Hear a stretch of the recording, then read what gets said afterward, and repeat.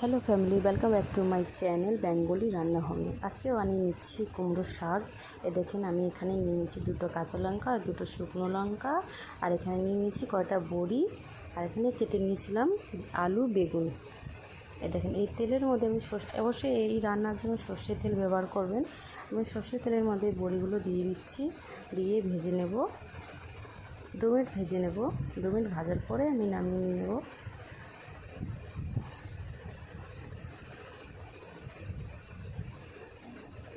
বড়িগুলো হয়ে গেছে ভাজা, আমি এটা নামিয়ে নিয়েছি।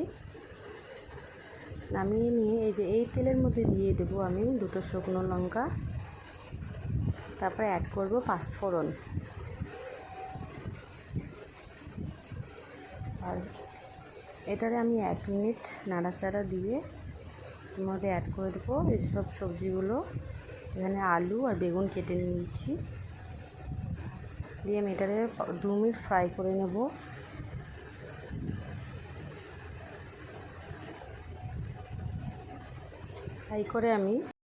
ফ্রাই করে এর মধ্যে দিয়ে দেবো কিছুটা মশলা। এখানে আমি লবণ, দুটো কাঁচা লঙ্কা, হলুদ, কাশ্মীরি লঙ্কার গুঁড়ো আর জিরে পাউডার দিয়ে দিলাম এইটার মধ্যে। এটা দিয়ে আমি 2 মিনিট নাড়াচাড়া করে দেব।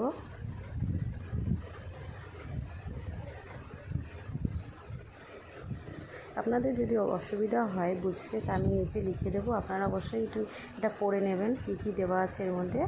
তারপর আমি আগে দিয়ে সিদ্ধ করা আছে কুমড়ো শাক, সেটা এর মধ্যে অ্যাড করে দিচ্ছি।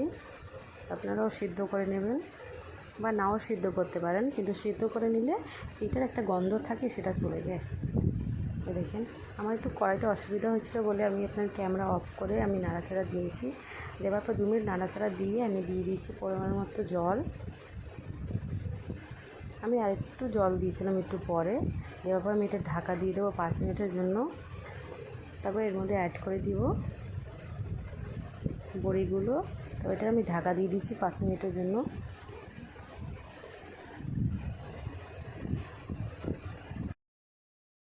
5 মিনিটের পরে দেখবেন আলুগুলো এগুলো সিদ্ধ হয়ে গেছে। তারপরে অ্যাড করে দিচ্ছি চিনি অ্যাড করার পরে হালকা নাড়াচাড়া করে দেব। তারপর 2 মিনিট ফুটিয়ে নেব। ফোটানোর পরে দেখেন এরকম একটা হাতার সাহায্য দিয়ে সব আলুগুলোরে কিছুটা ভেঙে দেবেন। ভাঙার পরে দেখবেন এই গ্রেভির মধ্যে একটা আলাদা একটা স্বাদ চলে আসে।